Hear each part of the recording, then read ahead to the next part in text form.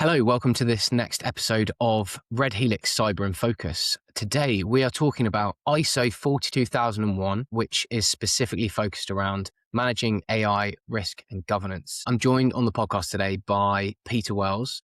Peter has an extensive background and experience in information security going back over 20 years. I checked your LinkedIn, Peter. You've been an internal practitioner as well as a consultant looking at information security and also risk. You're currently working as head of consultancy at Risk Crew. Peter, it's brilliant to have someone with your knowledge and experience join me on the podcast. Thanks for the invitation. Always good to talk about things that I'm passionate about. So thank you. Wonderful. We had a discussion before we set this up to go through what we're going to discuss. This is a really poignant topic. The third or fourth podcast we've done around AI, but it's the first one where we're really going to touch on the governance and compliance element of the subject. It's always been about how you can adopt AI securely using tools. This is a slightly different angle on it, given that we always love to talk about people, process, and technology. Let's kick this off. What is ISO 42001 and why should security leaders care about it? ISO 42001 is a governance standard made from the ISO. They align it alongside 27001, which is an ISMS, and similar ones like 9001, which is a quality standard. 42001 is an AIMS, so it's an artificial management system. What it's trying to do is align with the mandatory controls of ISO standards, getting management involved at an early stage, setting out your scope as to what's involved in the standard, and then delving more into detail about how you use artificial intelligence within your organization, be it you as a provider of a solution for AI or whether you're just a consumer. The annex controls relate very much to which side of the fence you sit. Some people are lucky enough to sit on both sides of the fence.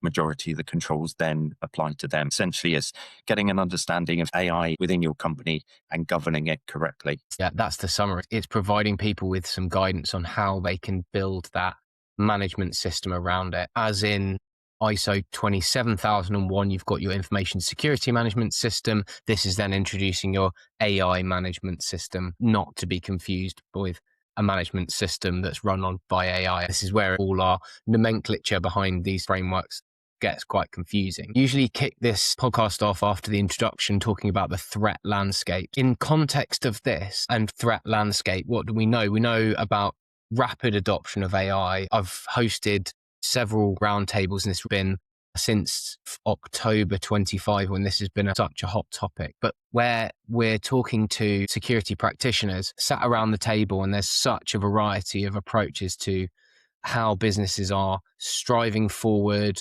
putting the brakes on, putting governance in place, or just letting it run in the hope that there's going to be eureka moments that give them competitive advantage. Through the work that you've done with Risk Crew, you've conducted numerous risk assessments to support people in understanding AI usage amongst organizations. What are the trends that you're seeing? And first of all, where do you think people are getting it wrong? Good question. From a business point of view, it's the same with anything, not just with AI. You need to know about what's going on generally within your network anyways. Again, to go back to 42001, what we're trying to do is get an inventory of essentially what AI is being used within your company, be it as a shadow AI or whether it's actually been sanctioned for use. For example, the most common one we see is Copilot because it's consumed as part of the M365 subscription. A lot of people don't really know that it's there. They see it, but it's knowing how to use it. You've then got people using Gemini because of the Google slant on it as well. You've got Chat, you've got Board, you've got all of the other ones as well. The big thing that we've found with the assessments that we've had so far is people don't really know what's being used. And there's so much shadow AI that's going on. Also having the link up between the people that are using it and knowing what to put into these LLMs, because it could be potentially business critical data that's being shared with an LLM in a personal account. It's not even necessarily a business account. To answer your question, you need to know about things that you don't know is the big takeaway from it. It's so tricky, isn't it? You've now got applications that sit in front of the AI, they're powered by it, or you might not even realize they're powered by AI. And then actually they're calling an LLM on the back of that model, and that could be Grok, it could be anything. Unless you've got that visibility, you're really not going to know where your data's ending up, even if it is going through a application being used by marketing or with the finance team in the business. This stuff really is all over the place. Gaining visibility is really important. But what are the real risks that we're talking about which arise when we have uncertainty of where data is going? It's exactly that. It's not knowing where your data is going. Is it staying within the regions that you're designated to be holding data, or is it going outside of those regions? You're then bringing into play GDPR and all of the other data protection laws around the world that govern the safe passage of data. When you're processing your data within these LLMs, is it staying within the EU or UK? Is it then moving to the US? Is it moving to Europe or anywhere else? It's really getting an understanding of it. This is one of the big problems that we found with some of the investigations that we had, is that people are using personal logins for AI, as well as we're getting personal Gemini accounts on Pixel phones, this kind of stuff. It's not controlled. It's constantly learning. You can imagine if you're an employee, you're using Claude, let's say, you've got it on your phone, your iPad, your personal computer. When you log in on your work laptop, unless there's restrictions otherwise, you probably just default and log in as yourself. And it might be completely legitimate use, but actually that data is not being restricted in any way in its movement. Exactly. And you've then got the risk of the outputs. Even if you are using it correctly in the right way, your outputs should always be checked, because there's the risk of hallucinations and all this stuff. From experience with the majority of these tools, they do now come with a caveat of please check the output, because we do get things wrong. So they are getting better at it. But a lot of people still write their prompt, get their output, and just copy and paste the output, which can be very dodgy in some ways. Yeah, it's dangerous, right? Because people are using this to create a perceived level of intelligence in some areas, and that could create significant damage, especially if you're doing that in a business environment. You mentioned regulations earlier, and how is that evolving? We're in the UK, so let's bound that within the UK and the EU, because that's our biggest trading partner. If you're a security practitioner in the UK, what's your view on the regulatory landscape for the use of AI, and how do you think that's going to change in the coming months? From experience, if you're purely trading within the UK, there's very little regulation at the moment around AI. And in general, there is very little. When you're moving into the EU, you've got the EU AI Act, which is definitely something that if you're trading within that region, you should be looking into and taking a bit of assistance with. The UK government, to be fair, are doing bits to get people aligned better, looking at the NCSC guidance as well. The Department for Technology and Innovation already have produced some guidance on what good looks like.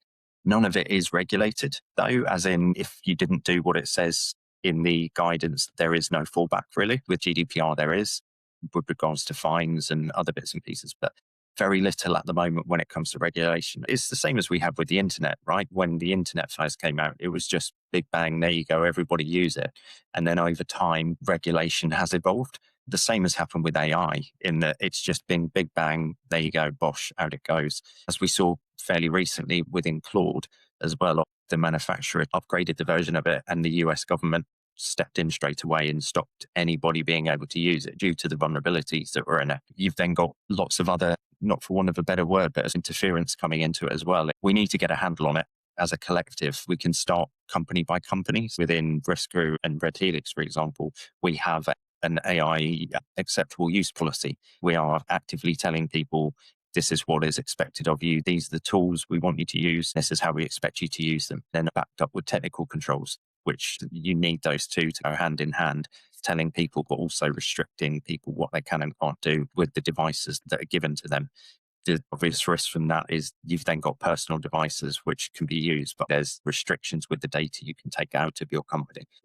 Yeah, it's tricky. The regulations being relatively loose at the moment in the UK, they haven't quite caught up the standards and regulations with the pace of adoption. We're seeing that in lots of areas. There's been an absolute overnight boom. There's a statistic around how long it took Claude to get 6 million users. It was a day or something like that, whereas it took Facebook 3 months. It's just a stark representation of how quickly AI has been adopted across a very broad landscape. With the regulations being relatively non-existent, let's say at the moment, how can people get caught out? Because it's one thing to think that this is unregulated, but we're still dealing with privacy, data, personal identifiable information. Is there other regulations that people could get caught out with when AI is not controlled or governed properly within a business? The obvious one's GDPR. We talk a lot about GDPR with the processing of data. That's what it's all about, being able to have access to that data. I use this phrase we loosely, not Risk Crew or Red Helix, but if a company is putting your data into an LLM, be it Grok, be it Copilot, whatever it is still processing your data. So there are implications for the company that are doing that. Have they made a note on their ROPA that they're processing your PII within those LLMs? You can come a bit unstuck with that, because if the ICO in this country come knocking at your door and ask to see your ROPA, your record of processing agreement, is it noted within there? Can you show that level of data if you are breached? Because it's a potential. Then you've got lots of different regulation across the world when it comes to data processing, which needs to be taken into account. That's the big one, I would say, that people need to keep an eye on. It's not something that can be ignored. The bottom line is that all of these regulations are probably going to be slowly phased in. A lot of people are building whole businesses on AI. So being cognizant and having a process-driven mindset towards adoption is really important, both for security, but also for complying to regulations in the future when something does arise and you have to just stop your business to be able to backtrack. We talked about what ISO 42001 is, and you gave a fantastic summary there. And we looked at how it links to the ISO 27001 as well. What are the values that businesses are going to get from implementing this AI management system? It shows they're doing the right thing when it comes to AI and the security around it. They're actively taking on board that AI needs to be regulated and standardized within the company. They need a bit more control over it. Not ultimate control, because it's all still digital, so it's very difficult to get complete control, but at least it's showing you've got a clear asset inventory of all the AI that's in use. You know who has access to it, what they're doing. Essentially, you've tested and purchased these tools through your third-party risk-based approach. You are using the tools in an ethical way. You're checking for hallucinations. Any updates to the LLMs are tested before you're rolling them out to people. You're actually thinking about it. It comes to any of the standards that have tried. ISO have spoken about the 42001 has a significant pay bit that comes with it. You're paying a significant amount to implement aims into your business.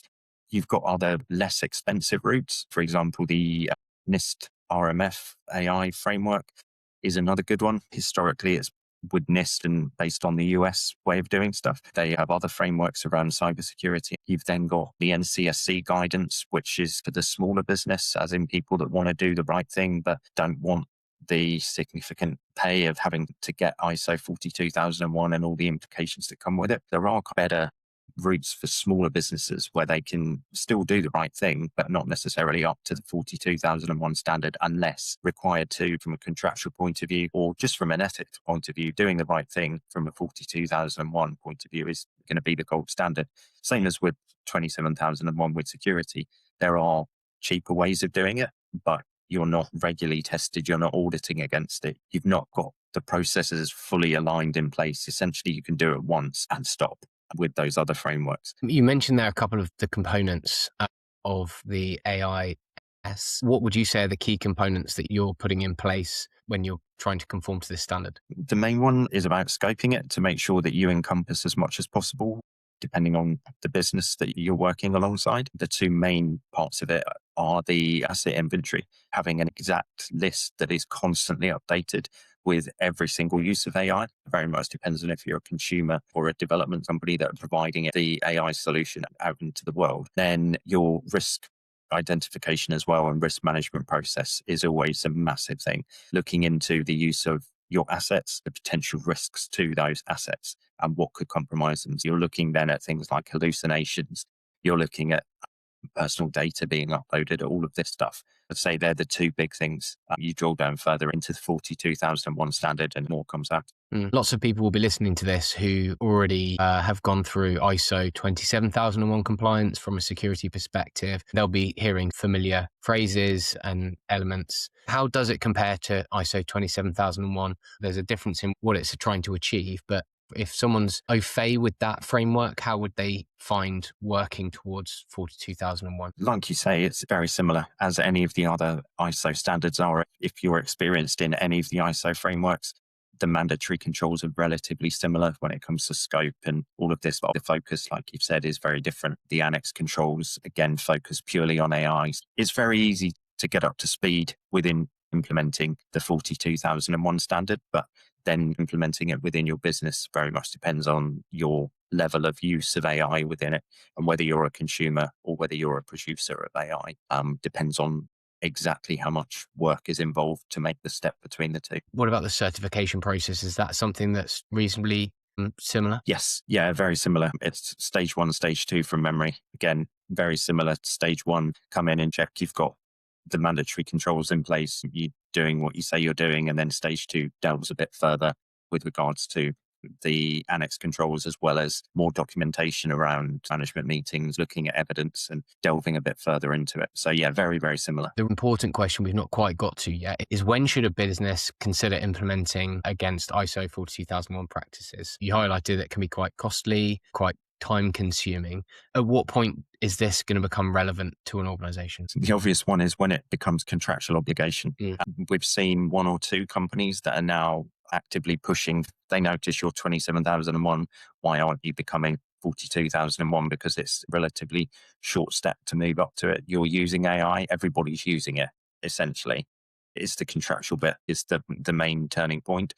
The other turning point would be just people doing the right thing, looking at what they're doing. We need to get a bit more control over AI. That's certainly what we found with the engagements that we've had. Is we've had people come to us and say, look, we know AI is being used. We don't know how. We don't know by who or what or anything else. Can you just come and help us talk to people technical wise? Can you look into firewall logs, this kind of stuff? One of the best engagements that we've had has been a fairly decent sized company that allowed us to talk to some really good members of staff, had some really good conversations about AI usage, what they're using it for at the moment, what they think they could maybe use it for in the short term, because you mentioned it's evolving amazingly quickly. The whole AI piece seems to be moving by the second as opposed to by the day. It's actually getting a handle on it. That's the big thing, is not necessarily aligning against the standard when it comes to this. But if you're a business that know it's being used, you need to get a bit of a handle on it, first of all. Talk to people, find out what they're using, find out where they're putting data,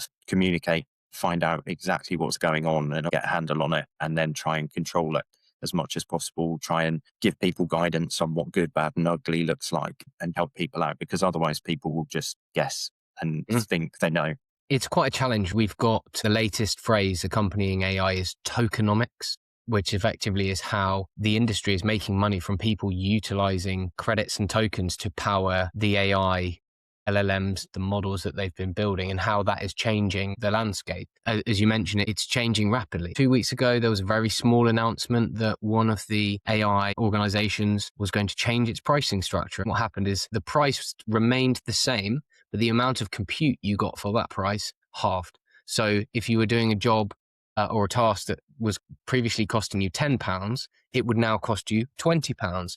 And if your marketing department or the design department has been using credits, suddenly that bill has doubled. If your business is relying on that, you might not have any resilience in place. You just have to soak up that extra cost. What I've heard when we've had these roundtable discussions is there seems to be a perception amongst business leaders who aren't in the information security realm, who are going down the mindset that if we leave AI ungoverned, people will find these ways of being more efficient. They will find ways to ensure the business is more competitive. That will continue to grow the business and accelerate things forward. Whereas actually what we know from seeing how other technologies have bled into business operations is that will create a significant cluster of ungoverned, inefficient tools that potentially live and die over very short periods of time because people join and leave. Technologies become prohibitively expensive for individuals to finance. If it's helping their job, they might want to put £5 a month towards the credits that it's using. However, when that's £25, people will start thinking again. You could have a business organization that's looking across all the different AIs and suddenly getting requests to buy tokens in all different places. I had a fantastic risk assessment conducted a few weeks ago where we were looking for some visibility statistics for a business, and they said, we've bought Copilot licenses, but we have no idea what other people are using. They hadn't locked anything down. What we found was that they'd paid an awful amount of money for people to use Copilot, but less than a third of the organization was actually utilizing those licenses, and everyone else was using a mixture of Claude and ChatGPT. When we talk visibility, it's not only around compliance, but it's also around being efficient, because you want people to utilize the tools that you've got on offer, especially when they've been invested in. And to let the business know whether it's investing in the right place. Cost implications are going to be significant. Slight tangent there. I did want to come back to that because we talked about when businesses should consider implementing these practices. Even if you're not going to pay to get a certificate at the end of it, actually there's enough open source for you to be able to understand the practices and the methodologies involved and implement them into a business, even if it's quite small. You mentioned some other frameworks, but what do you think a sensible path or start point is for a SMB UK business at the moment? Cost is going to be a big thing. And you mentioned it really, really well there about the tokenization. When it comes to AI, it's looking at what you're doing as a business. First of all, everybody needs to embrace AI because it's here to stay. It's not going to go away tomorrow. It will develop. It will get better, possibly more expensive, possibly cost will come down. Nobody seems to know at the moment. If I was advising UK businesses, there's some really good free resources out there.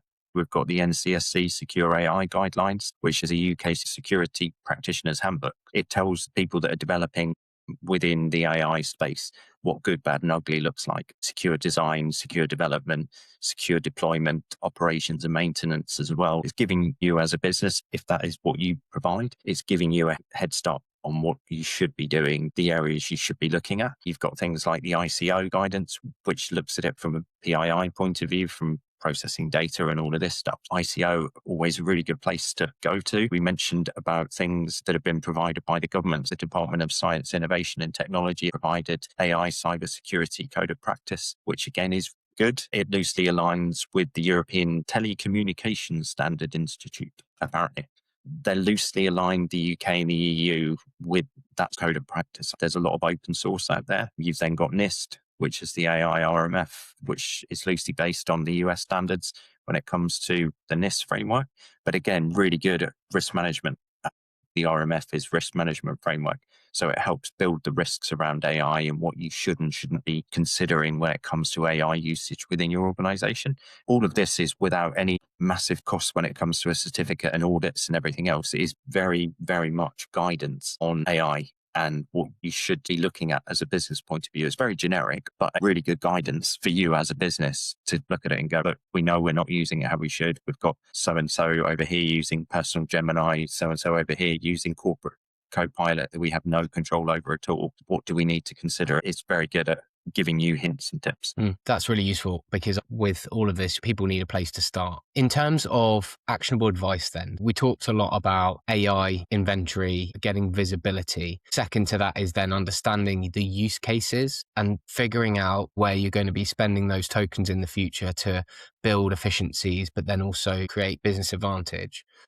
What other actionable advice do you have for the practitioners in the UK SMB that are listening to us talk about this subject? Communication's key. Talking to people. You mentioned about use cases there. How can AI improve what you do? We've all read the big headlines about how AI is going to come and take all of our jobs and all of this. If we work alongside it, it can help us be more productive and do more interesting things as well, as opposed to the mundane bits and pieces, which we can get AI to do. We just have to do it in a responsible way. Same as anything. So long as you can get a handle on it, you can control it, but not put in too many blockers to make it a tool that people are just going to bypass. That's another big thing to focus on as well, is talk to people, find out what they're using it for, their use cases, but don't restrict them too much so that they are then going to circumvent your controls, be it technical or your written down procedural stuff. Make it usable for them. Just listen to what people say, take it on board, risk assess it, and work with people that you've got to make it better for your business.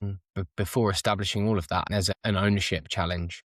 Being a new technology, we've seen this with the proliferation of different AI tools and the lack of visibility. It's because no one's owning the problem. Something that businesses need to do from the top down, understand who on the board is taking an interest in AI governance and risk, who in the C-suite is leading this project that is bringing the business on through implementing AI, who is the focal point.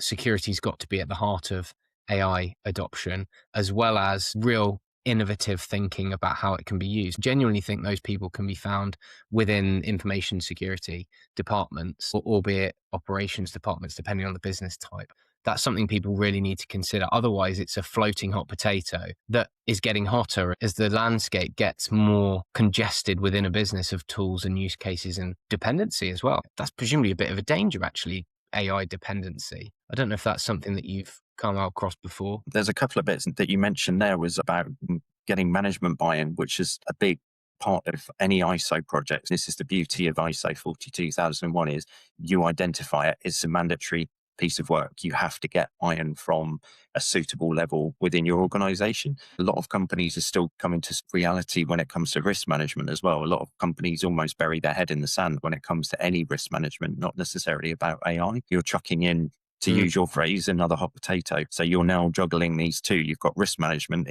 What should I be losing sleep about as a business owner or the board? And equally, we've now got this massive jacket potato as well of AI.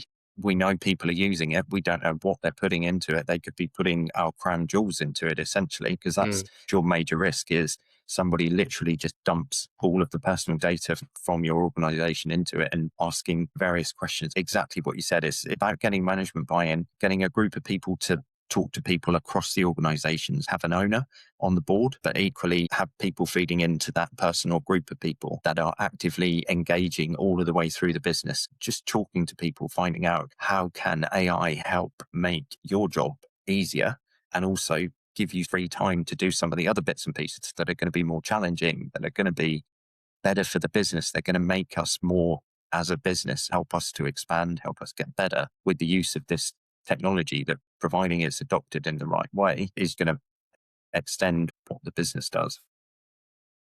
Fantastic. See, that was a really nice way of summing up. At the heart of everything, it's a leadership challenge. Getting people on board, getting them to understand not only how can this really accelerate the business into the future, but also the risks that are going to be tagged alongside it.